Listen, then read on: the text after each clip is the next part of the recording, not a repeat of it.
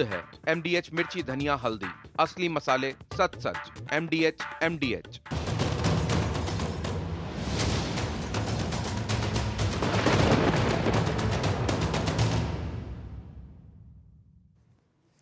नमस्कार, बड़ी खबर पर बड़ी और सार्थक बहस के साथ हम लेकर हाजिर हैं 5 की पंचायत। मैं हूं आपके साथ रीमा पराशर। अब बस कुछ ही घंटों का इंतजार बाकी है और सारा सस्पेंस जो है वो उठ जाएगा। किसके दावों में दम है, किसके दावे झूठे निकलेंगे, कौन सा मुद्दा जनता के बीच क्लिक किया, महिला किस तरफ गई। महिला वोटर जो इस बार महाराष्ट्र की अगर बात करें तो पुरुषों के मुकाबले महिला वोटर्स बहुत ज़्यादा निकली और वो किसके फ़ायदे के लिए निकली या अपने फ़ायदे के लिए निकली, ये चीज़ भी अब सामने आएगी। तो कल आने वाले हैं नतीजे, महाराष्ट्र, झारखंड और उत्तर प्रदेश की भी उन 9 सीटों के लिए जिसको लेकर भयंकर हंगामा चला, खींचतान चली, तो उन सबके नतीजे कल सामने आ जाएंगे। लेकिन नतीजों से पहले ही सबने अभी से ही दावा करना शुरू कर दिया है। मतलब महाविकास आघाड़ी जो कि अभी विपक्ष में है, जिसमें कि उद्धव ठाकरे हैं, कांग्रेस पार्टी है, शरद पवार हैं, उन सब ने तो दावा ठोक दिया है कि कल नतीजे आते ही हम सरकार बनाने का दावा पेश कर देंगे। मतलब अभी पता नहीं है पिटारे में क्या निकल कर आने वाला है। ईवीएम जब खुलेंगी तो उसमें किसकी किस्मत के लिए जो चाबी है वो अच्छी तरह से खुलेगी या क्या होगा वो अभी नहीं पता, लेकिन उन्होंने क्लेम कर दिया है। और दूसरी तरफ महायुति, उनके लिए खुशी की खबर, एग्जिट पोल्स ही लेकर के आ गए थे, उनकी तरफ से अभी कोई दावा नहीं किया गया है। क्योंकि आज एक बड़ी खबर ये सामने आई कि बीजेपी के महासचिव विनोद तावड़े, जिनको लेकर कांग्रेस पार्टी लगातार उस मामले को तूल दे रही थी कैश कांड का नाम देकर, उन्होंने मल्लिकार्जुन खड़गे, राहुल गांधी, सुप्रिया श्रीनेत, इन सब के खिलाफ मानहानि का दावा ठोक दिया है। और छोटा मोटा नहीं बल्कि 100 करोड़ का ये दावा उन्होंने ठोक दिया है। या तो माफी मांगे या फिर पैसे दे। तो ये बात विनोद तावड़े की तरफ से अभी कुछ देर पहले सामने आ गई है। तो उन्होंने तो अपनी सच्चाई सीधे कोर्ट में जाने के लिए पेश कर दी है। अब इस बीच एक बड़ी खबर वो ये कि जैसा हर बार होता है वैसा ही कांग्रेस में इस बार भी हो रहा है। कांग्रेस ने DK शिव कुमार, जो कि उनके वरिष्ठ नेता हैं कर्नाटका से, उनकी ड्यूटी लगा दी है कि भाई अपने विधायकों को एकजुट कैसे रखना है। अगर जीत कर आते हैं विधायक तो उनके लिए होटल्स तैयार कर लिए जाए, रिजॉर्ट्स की बुकिंग कर दी जाए, हेलीकॉप्टर सेवा कहां से कहां तक उनको लेकर जाना है वो सब तैयारी उनके हाथ में दे दी है। तो DK शिव कुमार इस काम पर लग गए हैं। लेकिन अब कांग्रेस पार्टी को डर आखिर है क्यों? वो डर संजय राउत को भी है। संजय राउत भी कह रहे हैं कि खोखा चलेगा कल तो, इसलिए हमने पूरी तैयारी कर ली है, होटल्स का इंतजाम कर लिया है, रिजॉर्ट्स बुक करा लिए हैं, चॉपर भी तैयार खड़े हैं। तो ये जो डर का माहौल है महाविकास आघाड़ी में, इसके पीछे की स्टोरी क्या है? क्या उनको लग रहा है कि बहुत हद तक दोहराई जा सकती है वही हकीकत तब्दील होगी, ऐसा कुछ होगा? आज जरा इसी पर चर्चा करते हैं कि क्या अपने अंदर ही टूट का डर सता रहा है और इस वजह से कांग्रेस और उद्धव ठाकरे बहुत सतर्क हो गए हैं। क्योंकि नाना पटोले पहले ही कह चुके हैं कि हमारे नेतृत्व में सरकार बनेगी। अब अगर उनका नेतृत्व स्वीकार होगा तो फिर उद्धव ठाकरे क्या करेंगे, शरद पवार क्या करेंगे? ये जो इतनी सारी उलझन में उलझ गया है महाविकास आघाड़ी, उसी को जरा सुलझाने की कोशिश करेंगे। हालांकि कुछ ही घंटे बाकी हैं, तो पहले तस्वीरें और बयान देखते हैं, उसके बाद चर्चा शुरू करेंगे।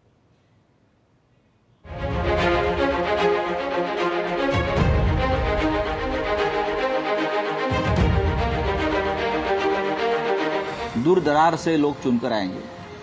मुंबई में आने के बाद उनके लिए रहने के लिए जगह नहीं है, कहाँ रहेंगे वो? भागम भाग होगी, उनके ऊपर प्रेशर रहेगा ये लोगों का, खोखे वालों का।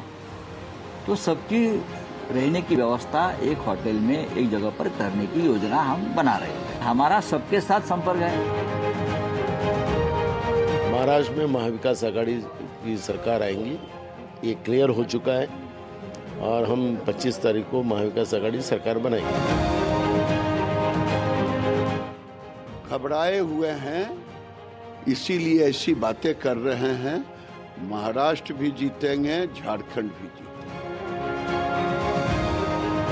ये वही पार्टी है जो विश्वास करती है वोट जिहाद में, नोट जिहाद में, लिकर जिहाद में, तुष्टीकरण की राजनीति, और इनकी नैया तो डूब चुकी है।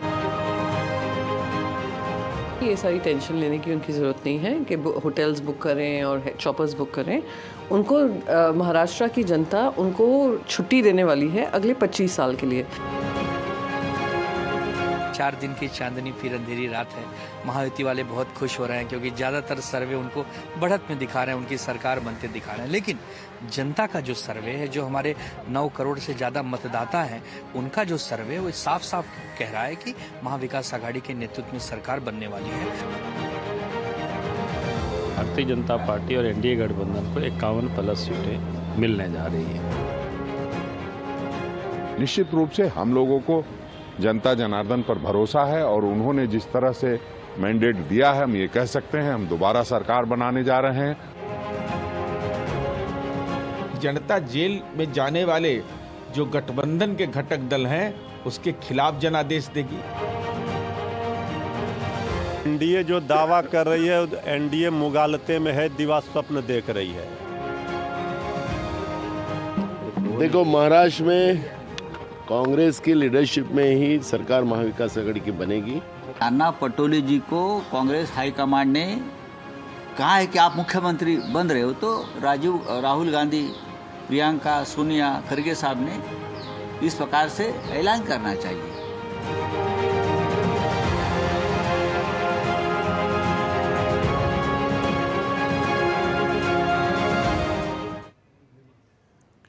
तो सारी कहानी एक तरफ और कांग्रेस पार्टी एक तरफ लीग से हटकर वही बात कर रही है। अपने महाविकास आघाड़ी की भाई बात कर लेते, लेकिन फिर नाना पटोले को पता लगा कि जब उन्होंने ये 2 दिन पहले बयान दिया, उसके बाद उनकी क्लास शायद लग गई कि भाई चुप रहो, थोड़ा सा इंतजार कर लो, बाद में हम अपने पत्ते खोलेंगे और बाद में हम बताएंगे कि किसका नेतृत्व होगा नहीं होगा, अभी इतना ज्यादा मत बोलो। और ये वही नाना पटोले हैं। पूरे चुनाव में ना इन्होंने महाविकास आघाड़ी की नाक में दम करके रखा हुआ था। हर रोज इनका एक ऐसा बयान आता था कि फिर वहां से संजय राउत उतर आते थे मैदान में। तो पूरा जो चुनाव रहा वो ये तय ही नहीं कर पाया कि भाई कौन किसकी तरफ है महाविकास आघाड़ी में और कौन किसके साथ है। चलिए, बेहद खास मेहमान हमारे साथ जुड़ गए हैं। मैं परिचय अपने खास मेहमानों का करा देती हूँ।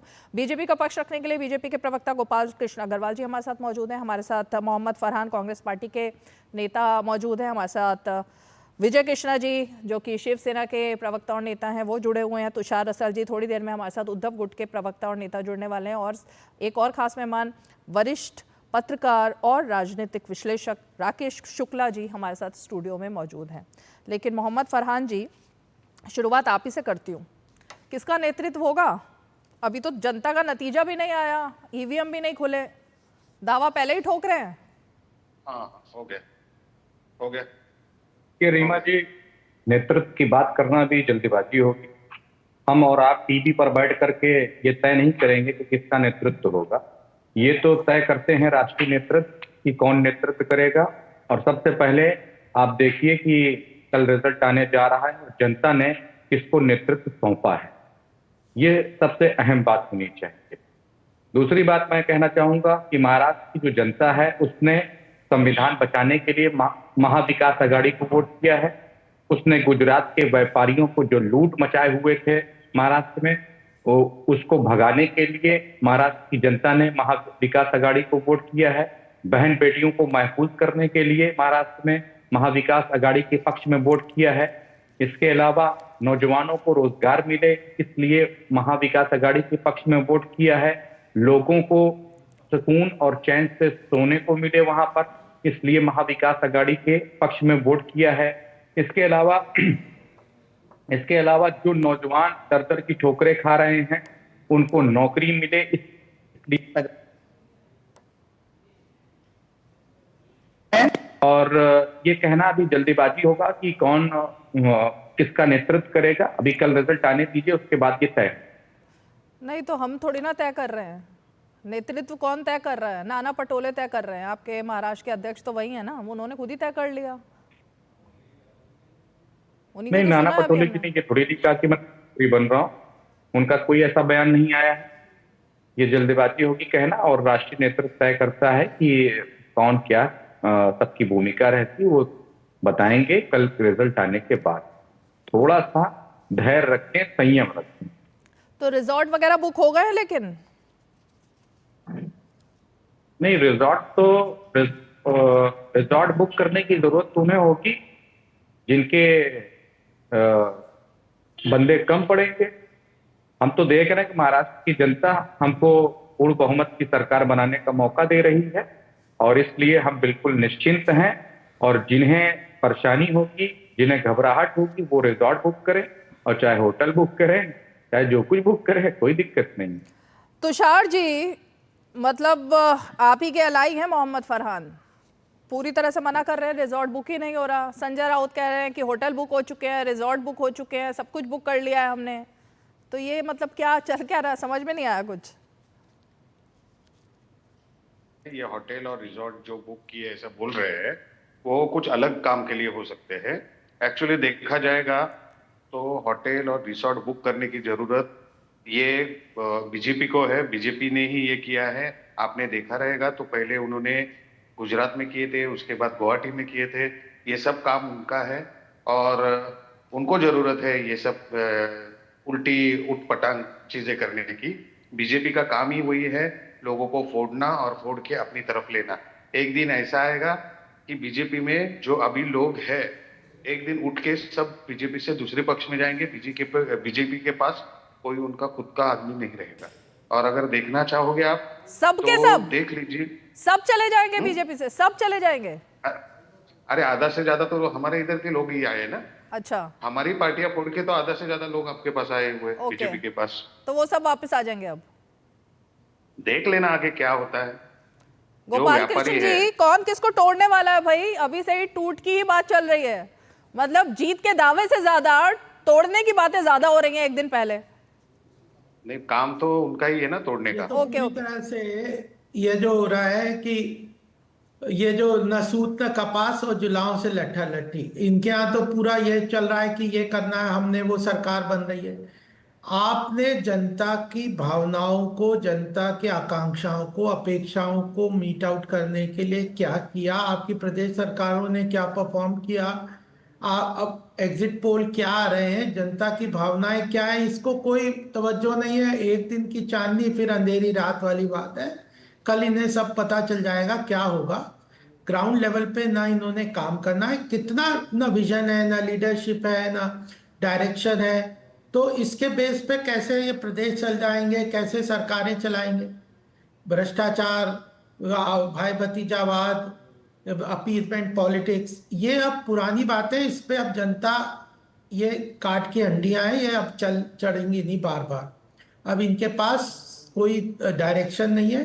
भारत जो जनता है वो पूरी तरह से स्पष्ट उनके सामने रास्ता है कि कौन देश चला सकता है, कौन मजबूत देश को खड़ा कर सकता है, कौन भारत के गौरव को पुनः स्थापित कर सकता है विश्व स्तर पे, और आर्थिक विकास भी कर सकता है, जन कल्याणकारी योजनाओं को इम्प्लीमेंट कर सकता है। ये पूरी तरह से स्पष्ट है लोगों को। और इनका जो 2024 में थोड़ा नैरेटिव चल गया था कि संविधान बदल देंगे, झूठ का जो पुलिंदा इन्होंने लोगों को पहनाया था, वो अब लोगों के मस्तिष्क से उतर गया। वो स्पष्ट देखने लग गए कि ये केवल व्यक्तिगत परिवारवाद और भाई भतीजावाद करने वाले, इनके बस पे देश चलाना या प्रदेश चलाना नहीं है। विजय जी आपके पास आ रही हूँ, लेकिन हाँ मैं विजय जी आपके पास आती हूँ, लेकिन मोहम्मद फरहान रिएक्शन दीजिए इस बात पर पहले। भारतीय जनता पार्टी के प्रवक्ता हैं, मैं उनको सुन रहा था। उन्होंने अपनी जो एक कहावत कही, उस कहावत में एक जाति सूचक शब्द का इस्तेमाल किया जो मुस्लिम पसमानदा के बाद उन्होंने कहा। मैं उसको दोहराना नहीं चाहता हूँ। मैं ये चाहता हूँ कि नेशनल टेलीविजन पर बैठकर ऐसे किसी समाज के बारे में टिप्पणी क्या कहा है गोपाल जी? गोपाल जी फिर से टिप्पणी को पढ़े, मैं क्यों पढ़ूं? नहीं, गोपाल जी बोले जो उन्होंने, अरे भाई बैंक की जो राजनीति करना चाहते हैं, वोट बैंक की राजनीति करना का जो प्रयास किया था, उसका जो वो है पर्दाफाश। वो जो कहावत बोली फिर से सुनिए उनसे, रीमा जी आप। देश में अगर तवज्जो ना किया हो, कपास जुलाहों से लट्ठा लट्ठी, ये वाली बात है। ये बोला है ना उन्होंने, तो ये तो कहावत है ही, सभी बोलते हैं, उसमें क्या है? यानी कि आपके पास अभी जीत का कोई कपास जुलाहों में लट्ठम लट्ठा, ये तो सभी बोलते हैं, इसमें नई बात है कुछ? सुन लीजिए, अब मेरी बात सुन लीजिए, सुन लिया। मुस्लिम समाज में एक बिरादरी है जिसका नाम है अंसारी। उन्हें अंसारी कहा जाता है। जिस तरीके से अगर आप दलित समाज को हरिजन कहते हैं या उन्हें चमार या पासी कह करके संबोधित करते हैं तो ST/ST एक्ट के तहत आपके खिलाफ मुकदमा हो जाता है। ये जाति सूचक शब्द कहलाता है। यहाँ पर वरिष्ठ सुनिए, यहाँ पर वरिष्ठ पत्रकार बैठे हुए, मैं समझता हूं कि इनका बहुत अच्छा अनुभव रहा है, ये इससे ज्यादा बेहतर बता सकते हैं कि अभी आपने जो एक मिनट, क्या दिक्कत है इसमें राकेश जी? इस कहावत में क्या दिक्कत आ गई? अब एक मिनट ना सुन लो, आप अपनी हार को छुपाने के लिए राकेश जी बिल्ली खंबा लोचे वाली बात कर रहे हैं। आप ये बताइए कि महाराष्ट्र की जनता ने आपको रिजेक्ट कर दिया, झारखंड की जनता आपको पसंद नहीं कर रही, कर्नाटक और वहां पे आप पूरी तरह से एक्सपोज हो गए। आपने क्या क्या प्रॉमिस किए, कोई डिलीवर किया? आपने कहा था कि हम हिमाचल में कि हमने जो प्रॉमिस किया पूरा करते हैं। सुनिए, हमने जो प्रॉमिस किया हम उसको पूरा करते हैं। मेरी बात बताइए ना, हिमाचल में सैलरी तक दे नहीं पा रहे, कर्नाटक में, तेलंगाना में क्या हाल हो रहा है? तेलंगाना में क्या हाल हो रहा है? कर्नाटक में क्या हो रहा है? DK शिव कुमार कह रहे हैं कि भाई मेरे पास डेवलपमेंट का पैसा निकाल के मुझे कुछ योजनाओं को पूरा करने का काम करना पड़ेगा, और वो भी पूरी तरह से नहीं कर रहे। वक्फ बोर्ड की प्रॉपर्टीज, वहां पे आप वक्फ बोर्ड के नाम से किस तरह से एक धार्मिक संस्थाओं के जमीनों को हथियाने का काम कर रहे हैं। तो यह जो पूरी चीजें मैं कह रहा हूं, ये पूरा एक्सपोज हो चुके हैं। धर्म के नाम पे राजनीति करना,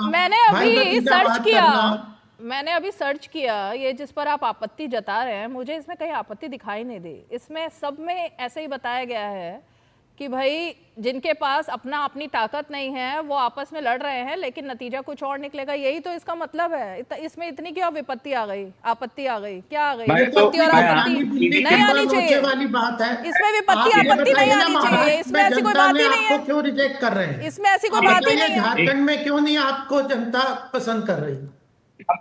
सुनिए मैडम, मोहम्मद फरहान जी, मुद्दा क्या है? आप कहां से कहां पहुंच गए? कहावतों पे थोड़ा ना बैन लगा देंगे अब, जो इतने साल से चलती आ रही है। कहावत तो कहावत है ना।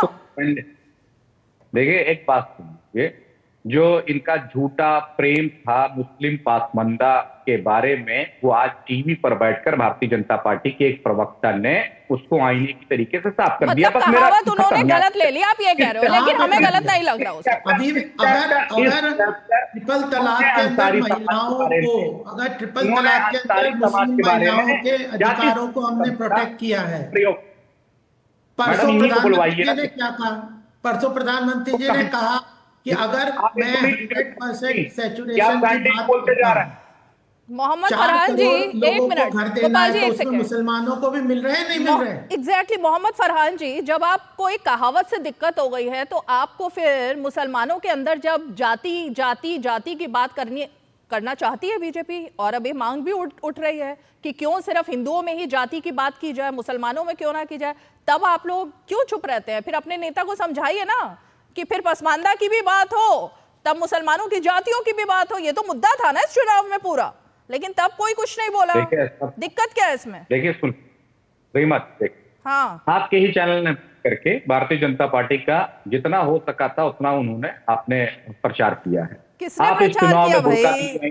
मैं तो आपको बता रही हूँ। हाँ, अरे सुन लीजिए, ठीक है, हम ये कह रहे हैं कि इस चुनाव में हर चीज ले आए आप, जिहाद ले आए, बुर्का ले आए, इसके बाद रोहिंग्या मुसलमान ले आए, पटोगे कटोगे ले आए, जितना हो सका धार्मिक उन्माद फैलाने का काम था वो सब आप लोगों ने टीवी के माध्यम से। गलत बोल रहे हो मोहम्मद फरहान, गलत बोल रहे हो। वोट जिहाद और जिहाद शब्द वो बीजेपी नहीं लाई थी। जिहाद शब्द जो मौलवी उलेमा, एक मिनट सुनिए तो सही, अरे सुनिए, मौलवी उलेमा, इन सब के पास जो लोग जाते थे ना वोट मांगने के लिए, अबू आजमी हो गए, स्वरा भास्कर हो गई, उन्होंने वहां जाकर के जिहाद के नारे लगाए। उसमें बीजेपी वाले नहीं थे, अरे सुनिए, उसमें उद्धव ठाकरे थे जिन्होंने माफी तक मांग ली 1992 के लिए। अब विजय कृष्णा जी का रुख करूंगी मैं। विजय कृष्णा जी, आप लोगों को भी टूट का डर सता रहा है क्या? और ये जो जिहाद का मामला दिया है अभी अनम्यूट कीजिए। सभी प्रवक्ताओं को मेरा नमस्कार। मैं यही कहना चाहता हूं जो महाविकास आघाड़ी है, आघाड़ी का तात्पर्य ये है कि वो आके एक फ्रंट है, कुछ चीजें पाने के लिए एक फ्रंट आगे आ चुके हैं। परंतु हमारा हमारा हमारा अलायंस का नाम है युति। युति का तात्पर्य है कि देश के हित में हम सब एकजुट होकर महाराष्ट्र की उन्नति के लिए काम करने के लिए तैयार है। और आप कह रहे हैं क्या हमारा फैमिली में क्या समस्या है? नहीं है, समस्या जरूर है, परंतु हम ये बाहर आके झगड़ा करके, ऐसा बाहर आके झगड़ा करने वाले नहीं है। जो रिजल्ट आएगा उसके तहत कौन मुख्यमंत्री बनेगा, कौन उप मुख्यमंत्री बनेगा, ये सब महाराष्ट्र की मराठी अस्मिता की उन्नति में हम लेते हैं। आपको ये बताना चाहता हूं, हमारा संकल्प पत्र में हमने इतना पॉपुलिस्ट पॉलिसी दिया है जितना जो महाराष्ट्र की फाइनेंशियल सिस्टम टॉलरेट कर सकती है। हमने मुख्यमंत्री लाडली बहन योजना लाया है। हजारों लाखों महिलाओं को जो कोई सहायता नहीं मिलेगी, मजहब के अनुसार नहीं मिला है। सबका साथ, सबका विकास, सबका प्रयास, सबका और विश्वास, उनका सवाल ये था, हमने काम किया है। उनका सवाल ये था कि आपने जिहाद के नाम पर वोट मांगे और पसमानदा मुसलमानों के ऊपर टिप्पणी, ये अभी उन्होंने बात की। पहले उसका जवाब दीजिए, फिर आगे बढ़ेंगे। मैं मोहम्मद साहब से ये कहना चाहता हूं, देश की सुरक्षा कभी भी मजहब से नहीं जुड़ सकती है। अगर गैर तरीके से एक इलाका को एक मजहब से ज्यादा मजहब होने के लिए बांग्लादेशी मुसलमान और रोहिंग्या मुसलमान आके मुंबा देवी कंस्टिट्यूएंस में घुसपैठ करके वहां की मराठी लोगों की जो हक छीनते हैं, उसको रक्षा करने के लिए अगर Tata institute of social sciences एक रिसर्च पेपर पूरा डेटा के अनुसार देती है, क्या देश की सुरक्षा और मराठी अस्मिता के विरोध में इंडिया अलायंस खड़ चुके हैं? शर्म आने आपको मोहम्मद साहब। गुजरात मेरा देश है, आप गुजराती लोगों का अपमान करके कांग्रेस पार्टी के बारे में गुजरात को बोला रहे हैं। ये भारत देश है, आप गुजरात को अपमान मत कीजिए। इसलिए इस कारण से कांग्रेस कभी भी गुजरात में नहीं आएगा। गुजरात को बार बार अपमान कर रहे हैं। जैसा गुजरात है, जैसा महाराष्ट्र है, मुझे ये नाज है कि अडानी कंपनी आके धारावी में ही डेवलपमेंट करना है। क्या फॉरेन कंपनी आके धारावी में डेवलपमेंट करना है? ये राजनीति को संजय राउत जी सुनिए, उखाड़ देगा मराठी महाराष्ट्र जनता, आपको उखाड़ देगा। आपने जिस काल में कंगना रनौत का घर को उखाड़ देकर कहा ना, उखाड़ देगा। मैं कह रहा हूं, आपका महाविकृत आघाड़ी सर्वनाश होकर, जब तक आप देश विरोधी नारा लगाकर आप हमारे लोगों से वोट लेने चाहते हैं, तब तक अब हार के जाएंगे। तुषार जी, इनका जिक्र वही आ गया है जो उद्धव ठाकरे ने माफी मांग ली 1992 और तमाम ऐसी बातों के लिए जिसके लिए शिवसेना जानी जाती थी। तो आप लोग भी तो वहां तक पहुंच ही गए ना फिर वोट के लिए, वही तो आरोप लगा रहे हैं विजय कृष्णा जी। देखिए कैसा है, सबसे पहले तो मैं बीजेपी के जो प्रवक्ता है उन्होंने बोला है 2 शब्द, उसके बारे में बोलूंगा। वो ऐसे आरोप कर रहे थे कि बहुत सारे योजनाएं हमने लाई या योजनाओं का हमने बात किया और हम मुकर गए। ये तो ऐसा हो गया जैसा उल्टा चोर कोतवाल को डांटे। इन्होंने अब इस कहावत में तो कोई आपत्ति नहीं है फरहान जी, उल्टा चोर कोतवाल को डांटे, इसमें चोर शब्द आया है, इससे कोई आपत्ति है क्या या ये ठीक है कहावत वाली? इससे आपत्ति हमें नहीं, भारतीय जनता पार्टी को। ठीक है, नहीं है ना, चलिए ओके तुषार जी, इससे आपकी भारतीय जनता पार्टी को चौकीदार। उसमें आप फंस चुके हो, उसमें फंस चुके हो आप, मत बोलो। अभी 100 करोड़ का जुर्माना हो गया है, मां नानी का दावा ठोक दिया है अभी। चुप रहिए, पता लगा कुछ करोड़ उसमें आपको भी देने पड़ जाएंगे फिर। रुकिए अब, हाँ बोलिए। तो ये कैसा हो गया कि उल्टा चोर कोतवाल को डांटे। अगर आप देखेंगे तो बहुत सारे जुमले ये बीजेपी ने ही दिए थे और आज तक जुमलोबाजों की सरकार। आपने अगर देखा रहेगा कि एमपी इलेक्शन जो हुआ था महाराष्ट्र में, महाराष्ट्र की जनता ने साफ उनको नकारा था। बीजेपी के जितने सीट्स थे उससे वो आधे पे आ गए थे और बार बार लगातार वो कह रहे थे कि शिवसेना जो है ये बीजेपी के वजह से जीत के आ रही है। लेकिन अगर देखा जाएगा तो हम दोनों अलग लड़े थे एमपी इलेक्शन में और उनके सीट्स कम हुए थे। इसका अर्थ यही हो जाता है कि आज तक वो जीतते आपकी सीट्स भी तो कम हुई थी, कांग्रेस कम की कितना बड़ी निकले थी मैडम? कांग्रेस की बड़ी थी ना सर, कांग्रेस तो बड़ी- हमारे साथ अलायंस में थे ना मतलब हमारे आपकी साथ। वजह से कांग्रेस आपसे आगे निकल गई और आप पीछे रह गए। सुनिए मैडम, कांग्रेस का सिर्फ एक ही सीट था एमपी का, हमारे साथ जुड़ने के बाद उनके बढ़ गए। चाहिए तो आप पूछ लीजिए तो मोहम्मद उनके फरहान बढ़ जी गए से। ना, आपके तो घट गए। ऐसा नहीं है, हमारे भी बढ़ गए। अगर देखने जाएंगे तो बीजेपी आज जो बोल रही है कि हम नरेंद्र आगे बढ़ मोदी रहे हैं, कहते हैं कि कांग्रेस एक पैरासाइट पार्टी है, जिस पार्टी के साथ गठबंधन करती है उसको खा जाती है, उसके नंबर कम होने लग जाते हैं, कांग्रेस के बढ़ने लग जाते हैं। ये तो हम नरेंद्र मोदी जी के लिए बोलेंगे कि बीजेपी एक पैरासाइट नहीं, आप तो अब आंकड़ों पर बता रहे हो, फिर उनके लिए कैसे बोल सकते हैं? आपने मैं बोल आंकड़े सकता बताए ना हूं अभी। क्योंकि अरे हमारी उंगली पकड़ के वो चले थे महाराष्ट्र में, उनका एक भी सीट नहीं था। बड़ा भाई करके हमसे युति किया, ठीक हमसे है। हाँ, आज जैसे ही वो बढ़ गए हमको दबाने का बात कर रहे हैं, ठीक है, तो ये नहीं चलेगा। महाराष्ट्र की जनता एकदम होशियार है। अरे महाराष्ट्र सर, की जनता को पता है। बहुत गंभीर और संगीन आरोप विजय कृष्णा जी ने आपके ऊपर लगाया, उसका आपने जवाब नहीं दिया। जल्दी से पहले उसका जवाब दीजिए, फिर आगे बढ़ना है मुझे। क्या बोले विजय कृष्णा जी? आपने सुना ही नहीं। उन्होंने नहीं, कहा मेरा- कि उद्धव ठाकरे जिस तरह से अपनी बातों से मुकरे, 1992 में जिस चीज के लिए शिवसेना जाती थी, उसको लेकर माफी मांग ली। तो एक मुस्लिम वोट बैंक को अपील करने के लिए वो अपनी विचारधारा से डिग गए, ये उन्होंने आरोप लगाया अभी। देखिए कैसा है, ये राजकारण है। राजकारण में बीजेपी ने भी अगर देखने जाएंगे तो कश्मीर में जाके उन्होंने भी उनके साथ अलायंस किया था। तो इधर अगर अलायंस होता है, और मुझे पता है कि जो इलेक्शन है ये भारत का सबसे बड़ा त्योहार है, इसमें जाति पाति, आज अगर आप इसमें देखेंगे, अपना संविधान में देखेंगे तो जाति पाति कुछ नहीं देखना है। इलेक्शन में जो भी होता है वो उसके कामों पे मुझे होता है। राकेश शुक्ला जी और का अगर- रुख करना था, लेकिन अब आपने राहुल गांधी को रबिश कर दिया है उनकी बातों को। तो मोहम्मद फरहान जी, जाति पाति क्यों देखी आपने चुनाव में? ये जाति, वो जाति, जनगणना जाति, वो कह रहे हैं देखनी ही नहीं चाहिए। ये सारे जाति-पाति का मतदाता राजकारण- एक हैं, किसी की जाति नहीं देखनी चाहिए। मैं एक ही बात बताता हूँ, जाति पाति का राजकारण सिर्फ बीजेपी कर रही है। बीजेपी को पता है कि उनका जितना भी आज है वो, मोहम्मद अरे फरहान, कौन कहता है? जाति क्यों पूछ रहे हैं? सुन लिया तुषार भाई ने अभी आपको बोला, आप सुनती नहीं। मैंने सुन लिया। उनकी भी अब बात- उनका तो, उनको मैंने जैसे ही काउंटर किया उन्होंने बात घुमा दी, लेकिन उनका मर्म मैं समझ रही थी कि जाति की बात नहीं करनी चाहिए। जाति की अच्छा, बात मुझे नहीं करता है बीजेपी किसी को नहीं करनी चाहिए, ना नरेंद्र मोदी जी को करनी चाहिए, ना राहुल गांधी जी को करनी चाहिए। आप ये कह रहे हो ना?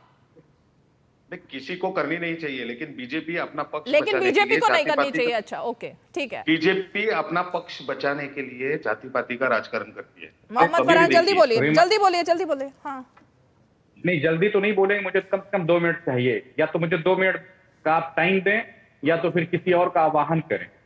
मुझे 2 मिनट चाहिए अगर बोलना है तो मुझे। सर, शर्तों के आधार पर तो डिबेट में नहीं बैठना चाहिए, लेकिन चलिए बोलिए आप। हम ये कह रहे थे, अब मैं भारतीय जनता पार्टी के प्रवक्ता की बात करना चाहता हूं कि उन्होंने अपनी अभी के बयान में ये बात कही कि संविधान बदलने के नाम पर कांग्रेस पार्टी के लोगों ने लोगों को गुमराह करके वोट पा लिए। ठीक है, अब देखिए मैं आपकी ही बात का जवाब दे रहा हूं। अयोध्या से सांसद रहे लल्लू सिंह जी ने, लल्लू सिंह जी का बयान आपने लगता है सुना नहीं। अगर सुना होता तो शायद आप ये बात ना कहते। लल्लू सिंह ने क्या कहा था? सरकार बदला क्या? 272, तो बताओ ना, बदला क्या संविधान? लोगों को समझ आ गया कि वो झूठा प्रचार था। ऐसे नहीं होती ना। तो फिर मैं बोल आपके ही नहीं लोग पाऊंगा। झूठा प्रचार कर रहे थे क्या? आपके लोग झूठा प्रचार कर रहे थे मैडम, क्या? ऐसे डिबेट हुई ना कि ऐसे आपने कहा भाजपा आएगी सरकार में तो संविधान बदल देगी, बदला क्या? संविधान बदलने का प्रक्रिया भी पता आपके है लोग क्या? तो बोल रहे थे, आपके ही लोग तो बोल रहे थे। हम थोड़ी ना बोलने आए थे, आपके लोग बोलने के लिए आपके लोग- जहाँ तक आप कर रहे थे कि भाजपा आएगी तो संविधान बदल देगी, लेकिन मोहम्मद फरहान, आप देखिए हम एक हरियाणा दूसरे में तरफ आपको के रिजेक्ट ट्रैक कर पर दिया। चले गए हैं। मैं अब जरा राकेश शुक्ला जी का पहले रुक करती हूँ, फिर मैं उसके बाद आगे बढ़ूंगी, क्योंकि मुझे ब्रेक भी लेना है। उनके पास एक बार भी नहीं गई हूँ। राकेश शुक्ला जी, ये रिजॉर्ट पॉलिटिक्स, किसको फायदा किसको नुकसान होता दिख रहा है इसमें? और किसको डर, जो सहम करके अभी से ही सोच रहे हैं कि आज तो मैंने सुना है कि ताज होटल के कमरों के रेट्स भी बढ़ गए हैं और बुक भी करा दिए हैं एक पार्टी ने। नहीं रीमा जी, ये कोई पहली बार नहीं हुआ है। इसके पहले भी जब मध्य प्रदेश राजस्थान का चुनाव हुआ था, उस समय भी डीके शिव कुमार जी को ये जिम्मेदारी दी गई थी विधायकों की बाड़बंदी का। तो कर्नाटक में भी उन्होंने यही किया था, इस बार भी उनको ये लग रहा है। इसमें सबसे बड़ा जो मूल विषय मेरी समझ में आ रहा है वो ये है कि विश्वास की समस्या है। मतदाताओं के प्रति जो कांग्रेस का विश्वास है वो कहीं ना कहीं डिगा हुआ है। इसी वजह से देखिए कि उन्होंने जिहाद के लिए मौलाना और उलेमा जब मैदान में उतरे तो उसके लिए कहीं डिनाई नहीं किया कांग्रेस ने, क्योंकि मतदाताओं के प्रति भी उसको विश्वास की कमी खल रही थी। फिर गठबंधन में भी विश्वास की समस्या है। तो नाना पटोले जी अलग ताल ठोक रहे हैं, संजय राउत जी अलग ताल ठोक रहे हैं मुख्यमंत्री पद के लिए।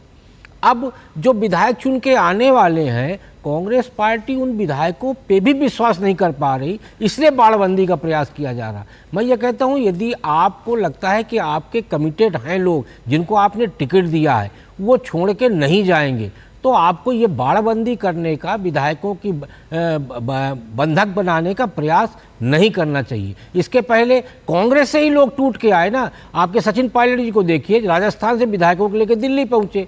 ज्योतिरादित्य सिंधिया जी जब मध्य प्रदेश में कांग्रेस विधायकों को लेकर दिल्ली पहुंचे। तो ये टूट का डर तो कांग्रेस के अंदर होता है, किसी के द्वारा तोड़े जाने का डर नहीं होता। दो परिस्थितियां होती है, एक तोड़ना, एक टूटना। कांग्रेस अभी तक टूटी है, तोड़ी नहीं गई है।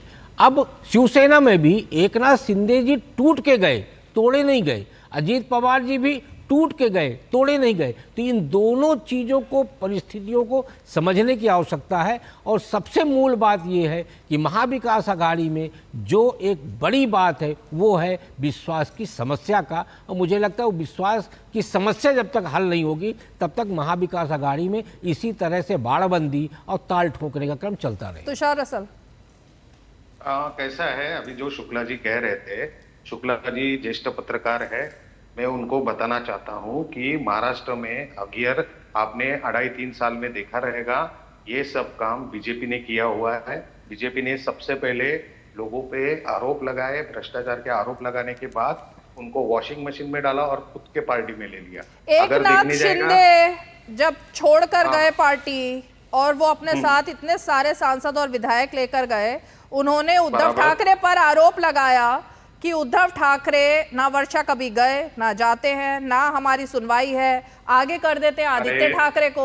हमने चुना था उद्धव ठाकरे को, आगे कर देते हैं आदित्य ठाकरे को। आदित्य ठाकरे के लीडरशिप में तो हम काम नहीं करेंगे, हम सब वरिष्ठ नेता हैं, काम के आधार पर बात होनी चाहिए। इसमें बीजेपी कहां से बीच में आ गई? नहीं आई। मैडम खुद अपने जो डिप्टी सीएम है फडणवीस साहब ने खुद कहा है, रात के अंधेरे में मैं निकलता था और ये सब काम मैंने किया है। ये अगर देखेंगे तो ये अजीत पवार जी ने जो इंटरव्यू दिया, उस इंटरव्यू में उन्होंने साफ तौर पे कहा कि हमको तो भेजा गया भाजपा में, शरद पवार जी की तरफ से भेजा गया। तो किसने बोला? अजीत पवार जी का इंटरव्यू आया था जिसमें अडानी की बात हुई थी।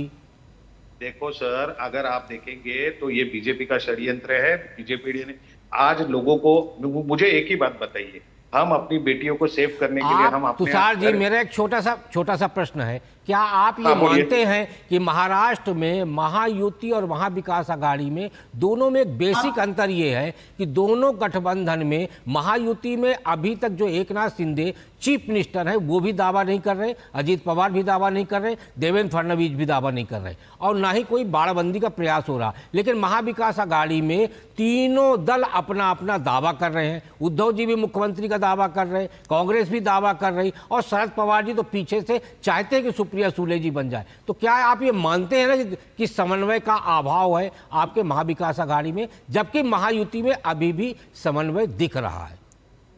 देखो, यहाँ समन्वय का अभाव विभाव कुछ नहीं है, लेकिन एक ही है कि सब चोर एक साइड में है और इधर जितने भी है सब इथिकल पॉलिटिक्स वाले हैं। इधर जो भी है इथिकल वाले हैं। चोर लोग वो साइड में हैं, और जितने भी चोर है उनको पता है पैसा देके चोर सरकार चला रहे हैं और जो ठीक लोग हैं वो विपक्ष में। आप ये कह रहे हैं? मुझे ब्रेक लेना, लेकिन गोपाल जी जरा जवाब दीजिए।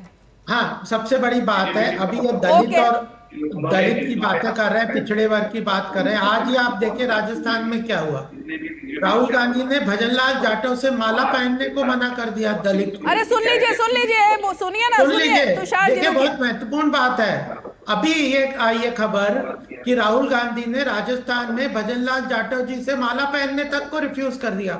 दलित सम्मान आप क्या है, कहाँ बातें कहाँ करते हैं आप? अभी प्रधानमंत्री जी ने परसों बताया कि जिस तरह से हम जनता की योजनाओं को लागू करते हैं तो वो सभी धर्म को बराबर, जब 100% सैचुरेशन की बात करते हैं, 4 करोड़ गरीब लोगों को मकान देने की बात करते हैं, तो हमने क्या ये देखा क्या कि मुसलमानों को नहीं देना या इस जात को नहीं देना, उस जात को नहीं देना? तो हमारे यहाँ पे सब बराबर है, सबका सम्मान होता है, ये वीडियो है वो काम होता है, और जो ट्रेंड कर रहा है ट्विटर पर, केवल नारे होते हैं। इसको दिखाइए भाई जरा वीडियो को। अब ये दलित का अपमान है या नहीं है, बताइए। क्या बताइए बताइए बताइए, क्या ये बताना दलित है? का अपमान है या नहीं है? ये राहुल गांधी अपने ही नेता जो कि पिछड़े और दलित समाज से आते हैं, वो बेचारे माला पहनाने के लिए एयरपोर्ट पर खड़े थे स्वागत के लिए, उनसे माला ही नहीं पहनी। अब क्या दिक्कत आ पड़ी ये नहीं समझ में आया। अरे मोदी जी तो फोटो के बारे में आप देखा रहेगा बहुत बार, मोदी जी कोई फोटो के बीच में आता है तो हाथ पकड़ के खींचते हैं। अरे ये वीडियो जो है, माला पहनने से इनकार करना। भजनलाल यादव जी आपके महत्वपूर्ण दलित नेता है या नहीं? उनसे क्यों माला पहनने से मना किया? मोहम्मद फरहान जवाब देंगे ना कांग्रेस पार्टी का, तो वो साइलेंट मोड में चले गए हैं। देखो मैं आपको एक ही बात बोलता हूं। रुकिए 1 मिनट, मोहम्मद फरहान से सवाल है। देखिए रीमा जी, एक बात बताते हैं, हम बहुत तरीके से डिबेट करते हैं, हम इस तरह से डिबेट नहीं कर पाते हैं कि हम जब बोले तो हमारे मामले में सब लोग बोलना कोई बीच में नहीं बोलेगा, कोई बीच में नहीं बोलेगा। लीजिए रीमा जी, मैं भारतीय जनता पार्टी के, गोपाल जी बीच में नहीं, प्लीज बीच में नहीं, कोई बीच में नहीं बोलेगा। और जब भारतीय जनता पार्टी के प्रवक्ता बोलने लगते हैं और कोई दूसरा बोलता है, अरे अब कोई नहीं बोल रहा, आप बोलिए ना। अब कोई नहीं बोल रहा है, बोलिए अब। नहीं रीमा जी, इस तरीके से डिबेट नहीं होती। हम सॉरी, अब हमने किसी और चैनल पर जाना। अच्छा, किसी और चैनल पर जाना है तो आपने मुझे ब्लेम कर दिया चैनल से निकलने के लिए। वाह, ये बहुत अच्छा तरीका है कि दूसरे चैनल पर जाना है तो ब्लेम कर दो कि हमें बोलने नहीं दिया गया, जबकि सवाल उन्हीं से पूछा गया था। तो कांग्रेस पार्टी ट्रोल आर्मी बन के रह गई है, पता नहीं क्यों मुझे ऐसा लगता है। और लगता ही क्या है, मतलब सच्चाई यही है, ट्रोल आर्मी बनकर रह गई है। उनकी टूल किट जो है वो सिर्फ बदनाम करती है चैनल्स को, एंकर्स को बदनाम करती है, क्योंकि उनके पास खुद के पास जवाब होते नहीं हैं।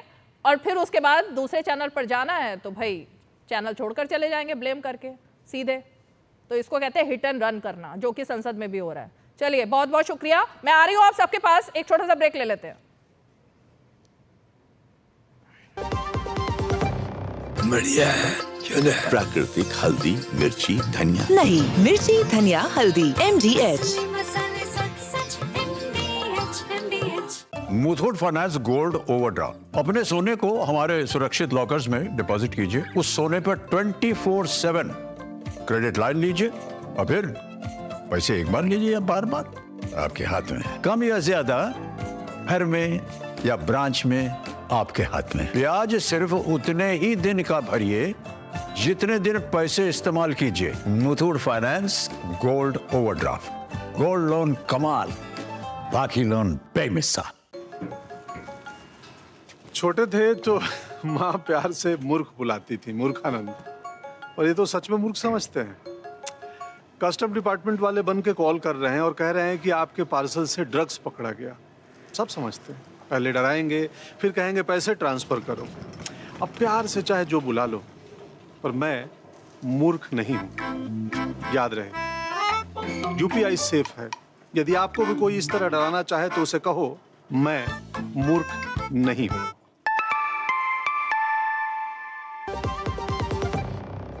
चलिए, ब्रेक के बाद एक बार फिर से आपका स्वागत है। विजय कृष्णा जी, आप जवाब दीजिए, उसके बाद आगे बढ़ते हैं। आपको ये कहना चाहता हूँ, आज का माहौल महाराष्ट्र में ये है कि जो गवर्नमेंट, महायुति गवर्नमेंट है, उसके समर्थन में प्रो इंक्यूमेंसी है। कारण मैं बताता हूँ, बहुत मुख्यतः 2.5 साल में ये महाविकृत आघाड़ी ने क्या किया है, बहुत इंपॉर्टेंट विषय है। ये Mumbai commissioner of police Parambir Singh ji ने हफ्ता वसूली करना शुरू किया है। किसके आदेश के अनुसार? होम मिनिस्टर अनिल देशमुख जी के आदेश के अनुसार हर व्यापारी वर्गों को वो जबरन घबरा के पैसा दे, 1 महीना मुझे हफ्ता चाहिए। और इतना हद तक गया कि अंबानी जी के सामने ही एक bomb scare, Antilia bomb scare आ गया है। जो करप्ट ऑफिसर सस्पेंड होकर गया है, वो अंदर आके वो कार का मालिक था, उसको मार गिरा के इतना अत्याचार किया है और आपको ये बात बताना चाहता हूं, इसके विषय में क्यों अनिल देशमुख जी होम मिनिस्टर राजीनामा करके गया है, क्यों परमवीर सिंह जी आईपीएस एक्स आईपीएस आके राजीनामा करके गया है। और मैं कहता हूं ये लोग फ्रीडम ऑफ स्पीच के बारे में बात करते हैं। हाँ, विवादास्पद व्यक्त किया है एक एक्ट्रेस केतकी चितलिया ने शरद पवार जी के बारे में कुछ टिप्पणियां किए हैं, 40 दिन जेल भिजवा गया है। ये लोग कहते हैं आप ये आके कॉन्स्टिट्यूशन खतरा में है। मैं कॉन्स्टिट्यूशन को बचाना चाहता हूं। ये कैसा कॉन्स्टिट्यूशन है जब आपको विमर्शा करते तो हम जेल जाएंगे। और पालघर साधुओं को इतना बर्बता से मुंबई के थोड़ा आगे पालघर जिला है, उसमें नक्सल विचारधारा रखने वाली लोगों ने 2 साधुओं को अच्छा किया है। मैं कह रहा हूं ये जैसे लोगों को विरोध में वोट डालने का मौका है। आज अच्छी विषय है, 65.1% आके मतदान किए हैं महाराष्ट्र की जनता ने। 30 साल के बाद ये प्रो इंक्यूम्बेंसी का मैंडेट है। मैं कह रहा हूं आत्मविश्वास से आज कल देखिए हम जीत कर आएंगे। एग्जिट पोल रिजल्ट से तुषार असल जवाब देंगे। तुषार असल, हमारा टारगेट है 240 सीटों में। ये दोनों शिवसेना को जरा फ्रेम में रखिए। तुषार असल जवाब दीजिए। कृष्णा जी जरा सुनिए, आपने जो अभी अनिल देशमुख जी के बारे में कहा, एक भी अभी तक कोई प्रूफ दे नहीं पाया है। जो इतना दिन उनको अंदर रखा है, कोर्ट ने आदेश दिया कि उनको छोड़ा जाए और छोड़ दिया गया है। और आप जो बोल रहे हो कि एंटीले के बाहर बॉम्ब रखा गया, ये रखा गया, इसका हमारे पार्टी से कोई डायरेक्ट संबंध रहेगा, आपके पास पुरावा रहेगा तो दे दो। आपके पास पुरावा अगर नहीं रहेगा तो आपको माफी मांगनी पड़ेगी। सबसे पहली बात, भगवा कपड़ा पहना है ना आपने, भगवा पहन के झूठ, भगवा, ये बहुत अच्छी बात है। मैं ये कहना चाहता हूँ, औरंगजेब की समाधि को सम्मान करने वाले से आप कैसे अलायंस बना देते हैं? बहुजन वंचित आघाड़ी, प्रकाश अम्बेडकर, आपने कैसे अलायंस बनाया? ये भगवा पहन के झूठ बोलने का शर्म आती है? भगवा पहन के, भगवा पहन के, अरे भगवा पहन के, आप मिल रहे हैं ना, भगवा पहन के, आप बताइए, भगवा पहन के, अरे काय का हिंदुत्व आपका, सम्मान ले रहे हैं ना, इसके लिए बात करना है। कैसा हिंदुत्व है? बाला साहब ठाकरे जी ने कांग्रेस से जो जुड़े हुए लोगों को मैं कभी नहीं बर्दाश्त करूंगा, मेरा शिवसेना पार्टी को बंद कर दूंगा कहा है। अजित पवार कहां से आए? अजित पवार कहां से आपके साथ? अरे भगवा पहन के झूठ बोलने वाले कारण से बाला साहब ठाकरे जी लाखों हिंदुओं की रक्षा करने का काम किया है। मैं खुद हिंदू हूं, मुझे गर्व है हिंदू होने का। अरे झूठ नहीं बोला करते, आदर देने वाली शिवसेना हमारे पार्टी के पास महाराष्ट्र, तुम कहां से हो? महाराष्ट्र के कौन से पार्ट से हो? सहित शिवसेना है, महाराष्ट्र के कौन से पार्ट से? शिवसेना समझिए, छत्रपति शिवाजी महाराज का बाला साहब ठाकरे जी की आशीर्वाद से छत्रपति शिवाजी महाराज का जन्म, छत्रपति शिवाजी महाराज का जन्म कहाँ हुआ ये यही कहना चाहता है। छत्रपति शिवसेना हिंदुत्व को कभी नहीं छोड़ते हैं, पागल जैसे वही बाला साहब ठाकरे शिवसैनिक है। मैं गर्व से कहना चाहता हूँ, मैं शिवसैनिक को जो औरंगजेब को सम्मान देने वाली पार्टी से अलायंस करते हैं। कब पार्टी ज्वाइन किया तुमने? पार्टी कब ज्वाइन किया? पार्टी कब ज्वाइन किया तुमने? अरे कृष्णा भाई, पार्टी कब ज्वाइन किया? शिवाजी महाराज का जन्म कहाँ हुआ ये पता है क्या आपको? पता है किधर हुआ है जन्म? छत्रपति शिवाजी महाराज का आप नाम लेते हो, उनका जन्म किधर हुआ मालूम है? आपके पार्टी के पास महाराष्ट्र का मराठी मानुस नहीं है इधर आके स्पीकर कोई? शिवनेरी, किसी को भी शिवनेरी, किधर है शिवनेरी? कहाँ है शिवनेरी? बहुत अच्छी बात है। आप आके शिवनेरी कहाँ है बताइए? अरे ये क्या क्वेश्चन आंसर सेशन चल रहा है भाई आप दोनों के बीच में? मैं ये कहना चाहता हूँ, अगर हिंदू धर्म में तुषार जी सुनिए, अब एक मिनट, विजय कृष्णा जी के पीछे स्वर्गीय बाला साहब ठाकरे, हिंदू सम्राट बाला साहब ठाकरे जी का फोटो बहुत बड़ा सा लगा हुआ दिख रहा है ना? ऐसे ही कोई लगा कर नहीं बैठ जाएगा ना फोटो। पार्टी के साथ जुड़ाव होगा, पार्टी की विचारधारा से जुड़ाव होगा, तभी वो फोटो लगा करके चैनल पर बैठे हैं ना, या ऐसे ही बैठ जाएंगे? मेरा बिजनेस ऑफिस है उसमें हूँ, नहीं तो मेरे ऑफिस में भी लगा हुआ जी, मैं कहता हूँ आप मैं खुद शाखा छत्रपति प्रमुख से शिवाजी आज तक महाराज इधर के तक जन्म बढ़ा हूं। के बारे में बात कर रहे हैं, वही मैं कह रहा हूँ 1620 में जन्म हुआ है। वो हम इसलिए छत्रपति शिवाजी महाराज कहते हैं, कारण है कि उन्होंने उस काल में हिंदवी स्वराज के लिए लड़ा है। आप बता रहे हैं, अगर मुझे पूरा जनरल नॉलेज है तो मैं हिंदू नहीं हूं, मैं कुछ भी नहीं जान सकता, लेकिन ये बात जान सकता हूँ कि मैं गर्व से कह रहा हूँ मैं हिंदू हूँ, गर्व से कहो हिंदू हूँ, मैं गर्व से कह रहा हूँ मैं हिंदू हूँ। आप हिंदू नहीं हो सकते। जो आप सीए को विरोध करते हैं, संजय राउत ने पूर्ण तरीके से सीए को समर्थन नहीं किया है। हर हिंदू अफगानिस्तान से यहाँ आना है, हर हिंदू बांग्लादेश से भारत में आना है, हर हिंदू पाकिस्तान से यहाँ आना है। इसके लिए काम करिए। आपको Tata institute of social sciences में के रिपोर्ट के बारे में मालूम है। आप मराठी अस्मिता के विरोधी है, मराठी अस्मिता के विरोधी है। आप मराठी लोगों से ज्यादा आपको बांग्लादेशी घुसपैठिया चाहिए। उन लोगों के उनके वोटों से आप जीतना चाहते हैं। क्या आप बात करेंगे? कुछ भी नहीं। एक एक करके रुकिए विजय जी, हो गया विजय जी। तुषार जी किसी भी एक सवाल का जवाब नहीं दे पा रहे हो आप उनके। क्यों बोलूं मैं अभी ना ऐसी जगह बैठा हूं ना, मुझे बहुत बात करने का। उस दिन मेरा आपने डिबेट देखा रहेगा, 2 मिनट में ऐसा बोल देता था ना यार। तो बोलिए ना 2 मिनट में, ऐसा क्यों नहीं बोल पा रहे आज? हाँ, अरे दूसरों का पार्टी चुराने का, दूसरों का बाप चुराने का, सब ये करने का, और बाद में बोलने का हम हिंदू है, हिंदू धर्म में चोरी करना कितना पाप है। दूसरे का पार्टी चुराया नहीं क्या आपने? देखिए, जब कोई राजनीति में सर्वोच्च पद पर आ जाता है, वो किसी का पिता किसी की माता सिर्फ नहीं रह जाते हैं, वो देश के साथ नेता जुड़ते हैं। बाला साहब ठाकरे सिर्फ उद्धव ठाकरे के पिता नहीं है, एक पूरी बड़ी पार्टी के पिता भी हैं वो, और रहेंगे। तो सिर्फ सरनेम लगाने से आपको ये चीज नहीं समझ में आ रही है? क्या सरनेम किसी के पिता को चुरा लिया, ये आपने बहुत बड़ा आरोप लगाया। कैसे बात कर रहे हैं? हाँ, पिता चुराया, पिता का कैसे चुराया? पिता ने पार्टी बनाई, पार्टी का हर स्वयंसेवक जो है, हर शिव सैनिक, वो बाला साहब ठाकरे का बेटा हुआ ना फिर? या सिर्फ एक ही उद्धव ठाकरे? गोपाल जी बनाना चाहते हैं। गोपाल जी ये देखिए, अल्टीमेटली यह एक्सपोज हो गए यहीं पे कि यह जो परिवारवाद है, व्यक्तिवाद है, इसी के बल पे ये सरकार चलाना चाहते हैं, इसी के बल पे पार्टी चलाना चाहते हैं। केवल एक परिवार के लिए, एक व्यक्ति के लिए ये पूरे संगठन को और पूरे प्रदेश को लूट खसोट करके अपने जेब में रखना चाहते हैं। इसीलिए जनता लूट खसोट आपने ही ना आपके पास दलित प्रेम है, ना आपके पास समाज के लिए कोई दिशा है। आप केवल एक व्यक्ति को महत्व देते हुए उसके आकांक्षाओं अपेक्षाओं को पूरा करने के लिए पूरी तरह से पॉलिटिक्स में आप केवल राकेश जी भी कुछ कह रहे हैं गोपाल जी आप ही की बात में। राकेश जी, ये मुद्दा बैकफायर किया ना कि उद्धव ठाकरे की पार्टी, बाला साहब ठाकरे के बेटे, ये मुद्दा जनता के बीच बहुत मेजरली गया।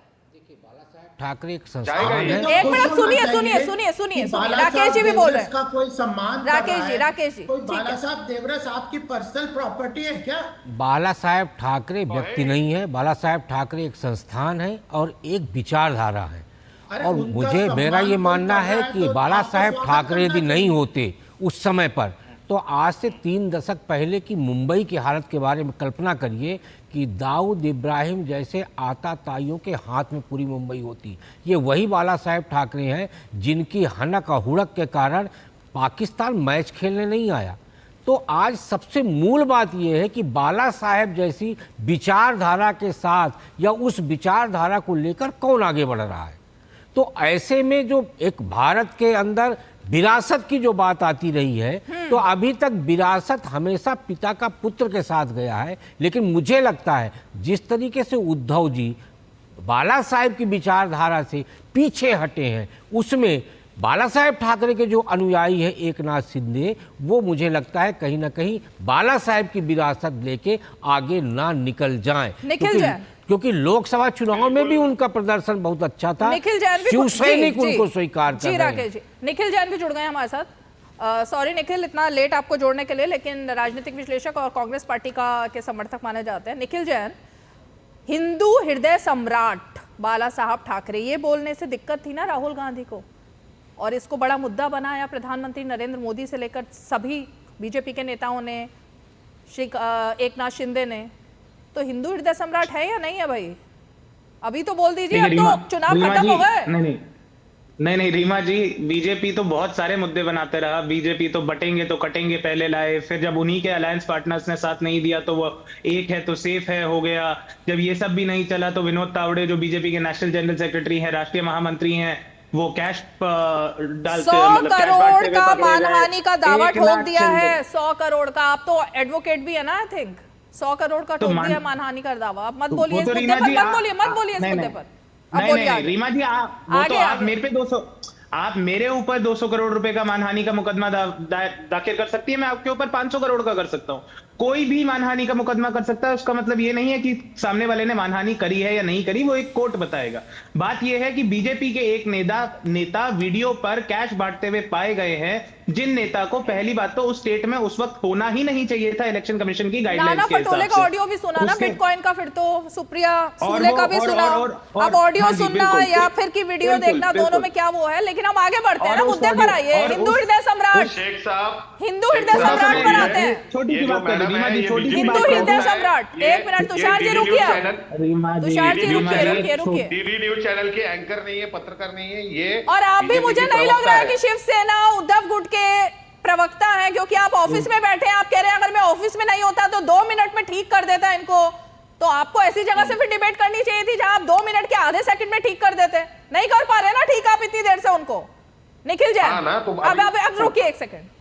हाँ, मैं जल्दी से मुद्दे पे आ जाऊं। पहले मैं इतना सा बोल दूं कि जो वो ऑडियो है उसको कंटेस्ट करा गया है और वो फेक ऑडियो बताई जा रही है। पर्सनली मुझे भी फेक ऑडियो लगती है। अब बात आई हिंदू हृदय सम्राट बाला साहेब ठाकरे की। ये कहना बिल्कुल गलत होगा कि उद्धव जी बाला साहेब की राजनीति से या फिर उनकी आइडियोलॉजी से हट गए हैं। वो आज भी सीने की चोट पे कहते हैं कि हम हिंदुत्व की राजनीति करते हैं, हम हिंदुओं के लिए राजनीति करते हैं, और हिंदुओं के साथ कुछ भी गलत होगा, चाहे वो धारावी के हिंदुओं का घर छीना जाएगा, चाहे वो बंबई में रहने वाले या महाराष्ट्र के हिंदुओं का अधिकारों का हनन होगा, उनके घर तोड़े जाएंगे, तो हम उनके खिलाफ आवाज उठाएंगे। फर्क इतना है, जो हमारा हिंदुत्व है यानी कि उद्धव सेना का जो हिंदुत्व है वो बीजेपी के जैसा दंगाई हिंदुत्व नहीं है। हिंदुओं की बात करना बहुत अच्छी बात है, लेकिन मुसलमानों के खिलाफ बात करना वो गलत है। बाला साहेब हिंदुओं के हक के लिए लड़ते थे। जब उन्हें लगा कि मराठी मानुस को अब महाराष्ट्र में ही नौकरी नहीं मिली तो उन्होंने आंदोलन करा। ही मेड श्योर कि मराठी मानुस को महाराष्ट्र से या बंबई से बाहर नहीं निकाला गया।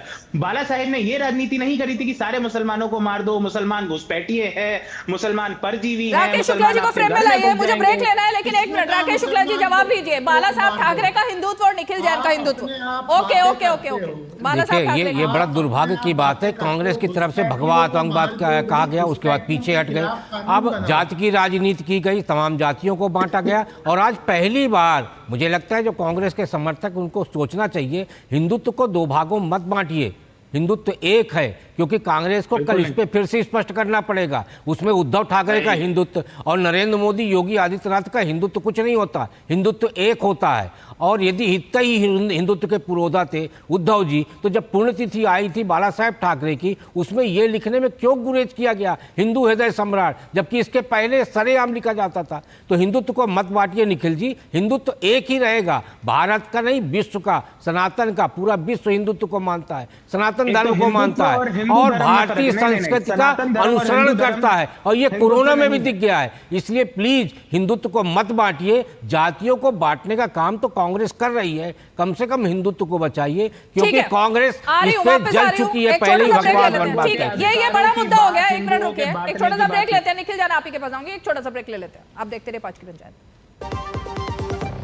अब आया असली स्वाद, अब आया स्वाद। जब स्वाद के पड़े हो लाले तो MDH का चंकी चाट मसाला डालें। MDH का चंकी चाट मसाला। MDH। सुनो, एक अच्छी इंश्योरेंस पॉलिसी AI से पूछते हैं। एक ऐसी पॉलिसी जिसमें प्रीमियम पेमेंट हो लिमिटेड पर इनकम आती रहे लाइफ टाइम। LIC का जीवन उत्सव। एक ऐसी पॉलिसी जो दे होल लाइफ इंश्योरेंस कवर भी। LIC का जीवन उत्सव। वाओ, चलो तो LIC की जीवन उत्सव पॉलिसी ही लेते हैं। मैं भी तुमसे यही कह रही थी, LIC का जीवन उत्सव। लाइफ टाइम सेलिब्रेशन मनाइए LIC के जीवन उत्सव के साथ, फ्यूचर सेट है। चलिए फाइनल कमेंट के लिए एक एक करके सबके पास आती हूँ। निखिल जैन, विजय कृष्णा, उसके बाद गोपाल जी। निखिल जैन, देखिए मैं ये हिंदुत्व को मत बांटिए, सवाल ये है। ये मैं बात आपके दर्शकों के लिए स्पष्ट कर देना चाहता हूं कि हिंदुत्व और हिंदू धर्म एक नहीं है, सनातन धर्म और हिंदुत्व एक नहीं है। हिंदुत्व एक राजनीतिक विचारधारा है, हिंदू धर्म एक जीने का तरीका है, एक धर्म है, दोनों में फर्क है। हिंदुत्व भाजपा की राजनीति करने का एक तरीका है जहां पर हिंदुओं को डराया जाता है, हिंदुओं को यह बताया जाता है कि वो खतरे में हैं, मुसलमानों के खिलाफ नफरत फैलाई जाती है और अपनी राजनीतिक रोटियां सेकी जाती हैं। हिंदू धर्म कहीं नहीं कहता कि मुसलमानों से नफरत करो, ईसाइयों से नफरत करो, जैनों से, बौद्धों से, किसी से भी नफरत करो। गोपाल कृष्ण जी जवाब दीजिए। जवाब अभी मैं बोल सकता हूँ। आ रही हूँ आपके पास। अच्छा ठीक है, आ रही हूँ आपके पास। हाँ, ना हिंदू धर्म खतरे में है, ना मुसलमान इस देश में खतरे में है तो अपोजिशन की राजनीति, राहुल गांधी और उनके नेता, ना उनके पास दिशा है, ना लीडरशिप है, ना विजन है। केवल विदेशी ताकतों के हाथ में खेलने वाले हैं जो जनता से किसी तरह से जुड़े नहीं है। जनता ने पूरी तरह रिजेक्ट कर दिया। अपनी राजनीति बचाइए। खतरा आपको है, आपको खतरा है एग्जिस्टेंस का। तुषार आपको खतरा है, इसलिए आपने पिछली बार प्रचार किया था जिसने राम को लाया है हम उनको लाएंगे। आपने राम को लाया है, आपने लाया था क्या राम को? आपने राम को लाया? राम मंदिर हमने बनाया है। राम मंदिर आप लोगों ने, आपके साथियों ने गोलियां चलाई थी राम भक्तों के ऊपर। अभी गोधरा का क्या कथा है? तो हमारे बाला साहब ने कहा, गोधरा रिपोर्ट देखी आपने?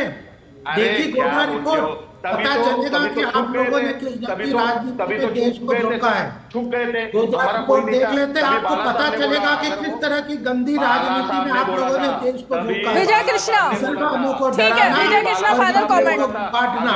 विजय कृष्णा फाइनल कमेंट। ओके, तभी बाला साहब ने कहा था अगर मेरे शिवसैनिकों ने वो ढांचा तोड़ा है तो उसका मुझे गर्व है। लेकिन उद्धव ठाकरे को गर्व नहीं है। उद्धव ठाकरे को गर्व नहीं है। लेकिन कौन बोला आपको? उद्धव ठाकरे को नहीं है ना गर्व? आपको बताने आए थे? विजय कृष्णा जी बोलिए। आपको बताने आए थे क्या कल? वो बताइए आप। कांग्रेस को समझा दो। विजय कृष्णा, कांग्रेस को समझा दो। मुझे मौका दीजिए। देश की आर्थिक राजधानी है महाराष्ट्र। इसमें मुंबई मुख्यतः बहुत इंपॉर्टेंट है। जब व्यापारी वर्गों के विरोध में आज राहुल गांधी जी कभी भी आज सुबह देखिए, रात देखिए, अडानी बोल रहा है। पूरा मुंबई के लोग, पूरा महाराष्ट्र के लोग मुंबा देवी के आशीर्वाद से, तुलजापुर भवानी के आशीर्वाद से, अक्कलकोट के स्वामी जी के आशीर्वाद से मैं कह रहा हूं हम वापस आने वाले हैं। कल देखिए हम वापस आने वाले हैं। ठीक है, चलिए इसी नोट के साथ आप सभी खास मेहमान हमारे साथ जुड़े सभी का बहुत बहुत शुक्रिया। और यही बात, दावा और वादे तो बहुत सारे हुए, लेकिन अब दावा है कि सरकार हमारी बनेगी। लेकिन अब हम इस गैस गेम में नहीं पड़ते हैं, बल्कि हम कल सुबह तक का इंतजार करते हैं। कल सुबह 8 बजे से गिनती शुरू हो जाएगी, ईवीएम खुल जाएंगे और कुछ ही समय में पता लग जाएगा कि आखिर महाराष्ट्र की जनता ने किसको चुना है। आप भी कल सुबह 7 बजे से लगातार डीडी न्यूज़ पर सबसे विश्वसनीय, सबसे सटीक नतीजे देखिएगा, क्योंकि हम दौड़ में नहीं हैं बल्कि विश्वसनीयता उसी की दौड़ में है। 5 की पंचायत में आज इतना ही। कल फिर होगी मुलाकात, तब तक के लिए हमें दीजिए इजाजत। नमस्कार।